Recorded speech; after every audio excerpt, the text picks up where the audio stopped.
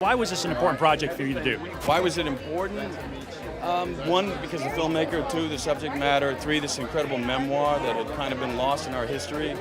And it's a subject matter we haven't focused on enough. And I think that a lot of our run-ins this year points to that this is a part of our DNA that we haven't paid enough attention to. And lastly, E.T. spoke with Dr. Funk today about Angelina. How grateful are you to Dr. Funk and the team of doctors that have helped you and Angelina and the family through this? Well, sure, we had an amazing team, no question. They're an incredible team, and very, very grateful. Grateful for the care and grateful for her, and now we don't, How's she feeling in the Southern Hemisphere right now? A little upside down.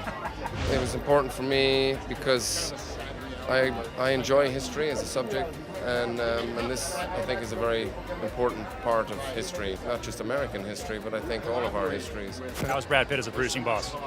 He's great. I'm lucky enough now to sort of be, I think, worked with him 3 times now, and he's just an absolute gent, total pro.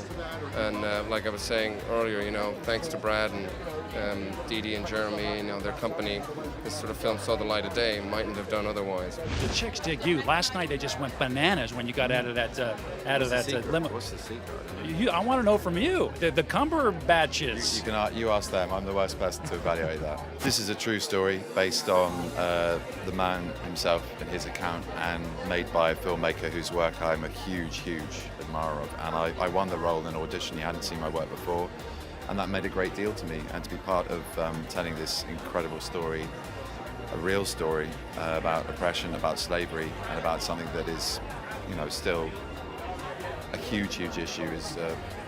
It's a very important thing to be taking part in. What do you think the early praise received so far? Well, it's very exciting. I mean, I just want people to, see it for themselves, see it with their own eyes, and make up their opinions about what they think of the film. For me, it's an absolutely beautiful story, and that's why I was so drawn to it, and that's why I'm excited even to see it tonight. And I've seen it before, So.